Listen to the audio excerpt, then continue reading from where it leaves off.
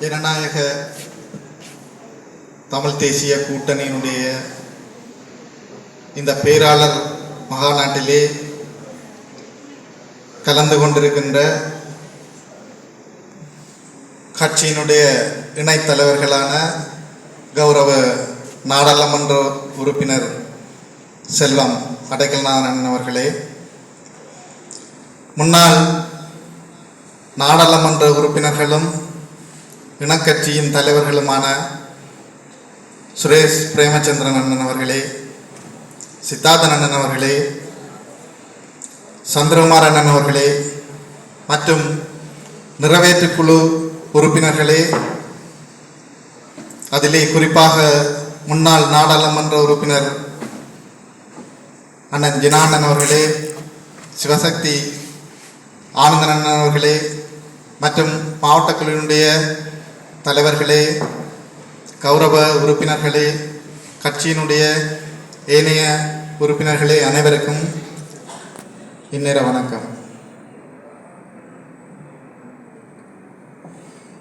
ஜனநாயக தமிழ் தேசிய கூட்டணி 5 இயக்கங்களினுடைய ஒரு கூட்டணியாக கைச்சாத்திடப்பட்டு இந்த வருடம் 3 வருடங்களை கடந்திருக்கின்றது. இந்த 3 வருடங்களுக்குள்ளே நாங்கள் 3 மிக முக்கியமான தேர்தல்களை சந்தித்திருக்கின்றோம். குறிப்பாக நாங்கள் முதலாவதாக சந்தித்த தேர்தல் ஜனாதிபதி தேர்தல், இரண்டாவதாக நாங்கள் சந்தித்த தேர்தல் பாராளுமன்ற தேர்தல், மூன்றாவதாக நாங்கள் சந்தித்த தேர்தல் உள்ளூராட்சி மன்ற தேர்தல். நாங்கள் ஒரு குறுகிய காலத்திலே, ஒரு 3 வருட காலத்திலே இந்த கூட்டணி செயற்பட்டு கொண்டிருந்தாலும், ஆனால் அந்த 3 தேர்தலிலுமே நாங்கள் மற்றைய கட்சிகளோடு ஒப்பிடுகையிலே நாங்கள் முன்னணியிலே தான் நிற்கின்றோம் என்று நான் இந்த இடத்திலே குறிப்பிட விரும்புகின்றேன். ஏனென்று சொன்னால், இங்கே 2 பாரம்பரிய கட்சிகள் இருக்கின்றது. ஒன்று இலங்கை தமிழரசு கட்சி, இரண்டாவது அகில இலங்கை தமிழ் காங்கிரஸ். அவர்களோடு ஒப்பிடுகையிலே இந்த கடந்த உள்ளூராட்சி மன்ற தேர்தலிலே எங்களுக்கு தமிழரசு கட்சிக்கு அடுத்தபடியான நிலையிலே நாங்கள் எங்களுடைய ஜனநாயக தமிழ் தேசிய கூட்டணி இருக்கின்றது வடக்கு கிழக்கு. ஆகவே நாங்கள் இந்த இடத்திலே இந்த 3 வருட காலத்திலே எங்களுடைய 5 கட்சியினுடைய உறுப்பினர்களும் அவர்களுடைய உழைப்பின் பயனாகவே இந்த வெற்றிகள் கிடைத்தது என்பதை நான் இந்த இடத்திலே கூறிக்கொண்டு, எனக்கு தந்த தலைப்பு என்பது இந்த முன்னாள் போராளிகள் சமூகத்திலே அவர்களுக்கு ஏற்படுகின்ற பிரச்சனைகளும் அவர்கள் எதிர்கொள்கின்ற பிரச்சனைகள்,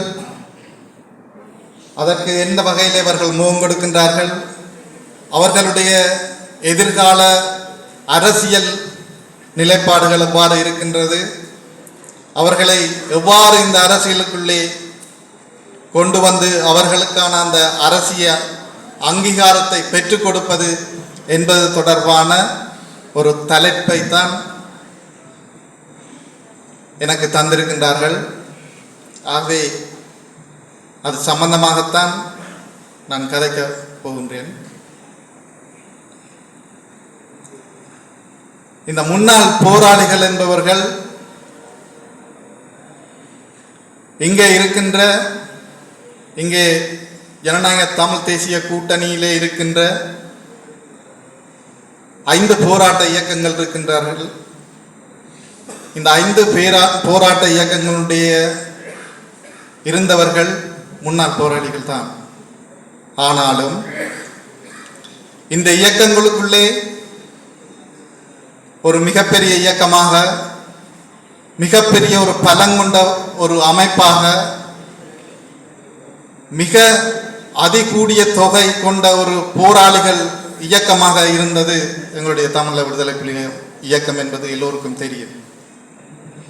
இந்த 2009ஆம் ஆண்டு இந்த யுத்தம் மௌனிக்கப்பட்டதன் பின்னர் 12,000க்கு மேற்பட்ட இந்த முன்னாள் போராளிகள் இலங்கை இராணுவம் சரணடைந்து அதன் பின்னர் புனர்வாழ் அளிக்கப்பட்டு அதன் பின்னர் சமூகமயப்படுத்தப்பட்டு இந்த சமூகத்தோடு வாழ்ந்து கொண்டிருக்கின்றார்கள். ஆனால் அவர்கள் நாளுக்கு நாள் எதிர்கொள்கின்ற பிரச்சனைகள் என்பது ஏராளம்.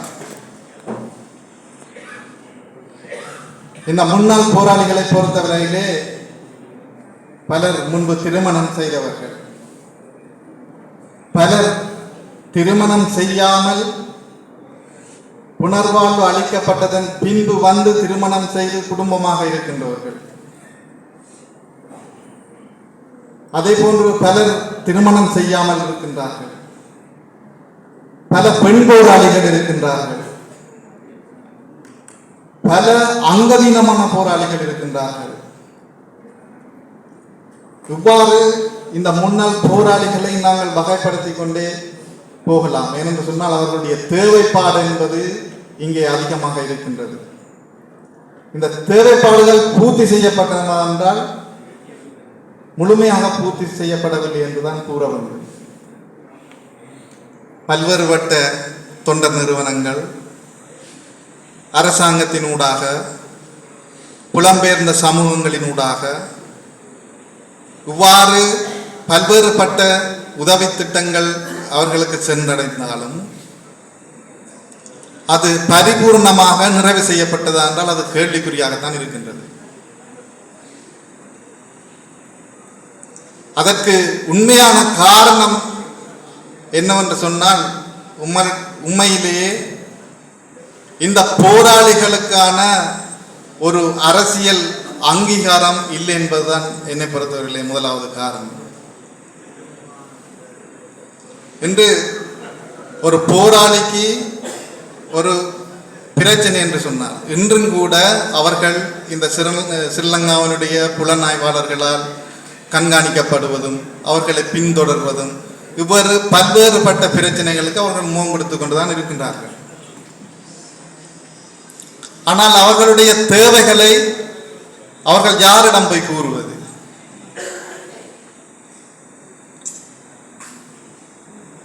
இவ்வாறு அவர்கள் ஒவ்வொரு பிரச்சனைகளுக்கும் நாளாந்தம் முகம் கொடுத்து கொண்டுதான் இருக்கின்றார்கள். இந்த பிரச்சனைகளுக்கெல்லாம் ஒரு முற்றுப்புள்ளி வைக்க வேண்டுமாக இருந்தால் உண்மையிலேயே இந்த போராளிகள் அரசியல் மயப்படுத்தப்பட வேண்டும். போராளிகளுக்கான அரசியல் அங்கீகாரம் கிடைக்கப்பெற வேண்டும். அதன் ஊடாகத்தான் இதற்கான நிரந்தர பிரச்சனைகளை தீர்வு காணலாம் என்று நான் இந்த இடத்திலே கூறிக்கொள்ள விரும்புகின்றேன். சித்தார்த்த நன்னவர்கள் என்னிடம் சில நேரம் கேட்பார், என்ன வேண்டாம் இந்த புல்நாவர்கள் உங்களை சுற்றி இப்பவும் திடீர்னு நம்ம வந்து கேட்பார். நான் என்ன சில திடீர்னு தான் கூடுதலாக தெரிஞ்சவன் தான் இருக்கணும். அவர் சொன்னார், தாங்களும் அந்த ஜனநாயக வழிக்கு இப்போ 2009க்கு பின்னர் தான் நாங்கள் இந்த ஜனநாயக வழி அரசியலுக்குள் வந்திருக்கின்றோம். ஆனால் அவர்கள் 87ஆம் ஆண்டு காலப்பகுதிக்கு பின்னர் அந்த ஜனநாயக வழி அரசியலுக்குள்ளே நுழைந்தவர்கள், இங்கே இருக்கின்ற ஏனைய இயக்கங்களை சேர்ந்த தலைவர்கள். தாங்கள் எம்பியாகும் வரையும் இப்படித்தான் தெரிஞ்சவையா தங்களுக்கு பின்னாலே. தாங்கள் ஒரு அரசியல் அங்கீகாரம் கிடைத்த பிறகு எங்கண்ட போராளிகளுக்கு பின்னால வாரையில் கொஞ்சம் பயப்படுவினோம், அல்லது எங்கண்ட போராளிகளுக்கு பின்னால் இப்படி திரிகிறதில்ல, அது அப்படியே படிப்படியாக குறைஞ்சு இப்போ வாரதே இல்லை என்ற கட்டத்துக்கு வந்துக்கணும். ஆகவே உங்களுக்கும் ஒரு கொஞ்சம் காலம் இருக்குது, இப்படி தான் திரிவினோம், இன்னொரு 10 வருஷம் போக அது அவைக்கு சளிப்படைஞ்சது. நீங்கள் ஒரு நிலைக்கு வந்துருவியலாக இருந்தால் நிச்சயமாக அந்த நிலை உங்களுக்கு ஏற்படாது என்று கூறினார். இங்கே நான் சொல்லப்படுகின்ற செய்தி என்னென்று சொன்னால், வடக்கு கிழக்கிலே அதிகமாக இருக்கின்ற போராளிகள் எங்களுடைய விடுதலை புலிகள் அமைப்பை சார்ந்தவர்கள். அவர்கள் 10, 100 அல்ல, ஆயிரக்கணக்கானவர்கள் வாழ்கின்றார்கள். ஆனால் அந்த ஆயிரக்கணக்கான முன்னாள் போராளிகளுக்கான ஒரு அரசியல் அங்கீகாரத்தை கொடுப்பதற்கு இந்த ஜனநாயக தமிழ் தேசிய கூட்டணி ஒரு முக்கிய காரணமாக இருந்திருக்கின்றது. அந்த நேரத்திலே எங்களுடைய கௌரவ நாடாளுமன்ற உறுப்பினர் செல்லம் அடைக்கலநாதன் அவர்களும் இந்த ஜனநாயக தமிழ் தேசிய கூட்டணி உருவாக்கத்தின் போது தமிழ் தேசிய கூட்டமைப்பிலே ஜனநாயக போராளிகள் கட்சி ஒரு இணை கட்சியாகவும் செயற்பட்டு கொண்டிருந்தது. அந்த நேரத்திலே நாடாளுமன்ற உறுப்பினர் அண்ணன் செல்வம் அடைக்கலநாதன் அவர்கள் என்ன கூப்பிட்டு கதைத்தார்.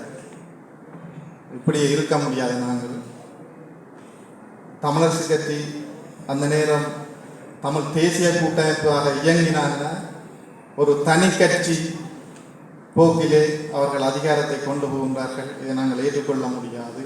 நீங்களும் தொடர்ச்சியாக இருக்க முடியாது. நீங்கள் வளர வேண்டும், உங்களுக்கான பிரதிநிதித்துவத்தை நீங்கள் எடுக்க வேண்டும்.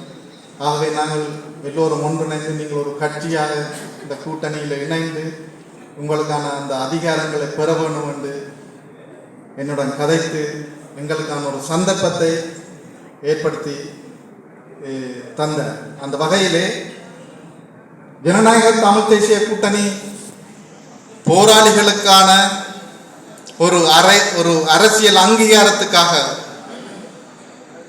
எங்களுடைய கதவுகள் எப்பவுமே திறந்துதான் இருக்கின்றது என்பதை இந்த போராளிகளுக்கு ஒரு அறைகூறலாக நான் விடுக்கின்றேன். ஆகவே இது நான் மட்டும் இந்த இடத்திலே பேசினால் மட்டும் போதாது. என்று சொன்னால் பல போராளிகள் பல கட்சிகளுக்கு பின்னே நிற்கின்றார்கள், தொண்டர்களாக நிற்கின்றார்கள், நோட்டீஸ் ஒட்டுவதற்காக நிற்கின்றார்கள். ஆனால் அவர்களுடைய தங்களுடைய அரசியல் பிரதிநிதித்துவம் என்பதை பற்றி சிந்திப்பது கிடையாது. ஆகவே ஒவ்வொரு போராளிகளும் இந்த விடயத்திலே நீங்கள் சிந்திக்க வேண்டும். எங்களுக்கான கௌரவம் என்பது நாங்கள் தேடிக்கொள்வது, மற்றவர்கள் தருவதல்ல. இன்று கூட இங்கே இருக்கின்ற போராட்ட அமைப்பினுடைய தலைவர்கள் இங்கே இருக்கின்றார்கள். இவர்களுடைய அரசியல் பிரதிநிதித்துவத்தினூடாகத்தான் இவர்களுக்கான மரியாதையை மக்கள் கொடுத்து கொண்டிருக்கின்றார்கள். இது யதார்த்தம். இது ஒரு கசப்பான இதுக்காக நான் சொல்லவில்லை, நான் யதார்த்தத்தை சொல்கின்றேன். இல்லாவிட்டால் இந்த மக்கள் மதிக்க மாட்டார்கள். ஆகவே பல பேர் சொல்வார்கள், போராளிகள் எங்களை மதிக்கல, மக்கள் போராட்டங்களில் மதிக்கல. நாங்கள் என்னத்துக்காக போராட போனோம்? இந்த மக்களுக்காக. ஆகவே இந்த மக்கள் தான் எங்களுக்கான அரசியல் அங்கீகாரத்தை தர வேண்டும். அதற்கு நாங்கள் அந்த மக்களுக்காக செயற்பட வேண்டும். ஆகவே இந்த இடத்திலே எனக்கு தந்த இந்த தலைப்பின் அடிப்படையிலே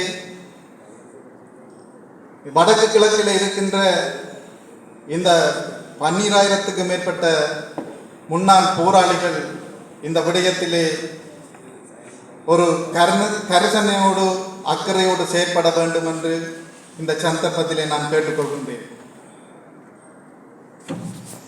அதே போன்று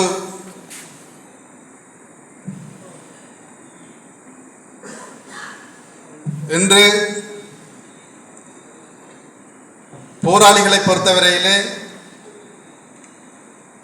இந்த புலனாய்வாளர்கள் என்பவர்கள் அவர்களுடைய அச்சுறுத்தல், இந்த அரசியலுக்கு வராமல் தடுப்பதற்கான அச்சுறுத்தலும் அவர்களுக்கான ஒரு காரணமாக அமைகின்றது. ஆகவே நாங்கள் வன்முறைக்காக ஒரு ஆயுதம் தூக்கியவர்கள் கிடையாது. ஒரு இனத்தின் விடுதலைக்காக நாங்கள் ஆயுதம் தூக்கியவர்கள். அதற்கு சாட்சியாக இந்த 2009ஆம் ஆண்டு யுத்தம் மௌனிக்கப்பட்டதன் பின்னர் 99% முன்னாள் போராளிகள் எந்த வன் செயல்களிலேயோ அல்லது வன்முறைகளிலோ ஈடுபட்ட என்ற ஒரு பதிவு கூட இந்த 17 வருடங்களிலே இங்கே வடக்கு கிழக்கிலே பதிவு செய்யப்படவில்லை.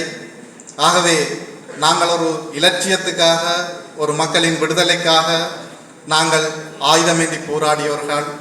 ஆகவே நாங்கள் இந்த மக்களுக்காகவும் இந்த மண்ணின் விடுதலைக்காகவும் தொடர்ச்சியாகவும் எங்கள் அரசியல் பயணத்தை மேற்கொள்வோம் என கேட்டு இச்சந்தர்ப்பத்தை தன்னமைக்கு நன்றி கூறி விடைபெறுகின்றேன்.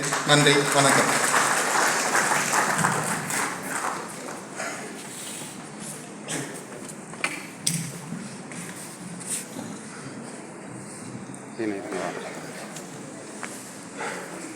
இந்த மாநாட்டிலே ஜனநாயக தமிழ் தேசிய கூட்டணியுடைய இணைத்தலைவர்களில்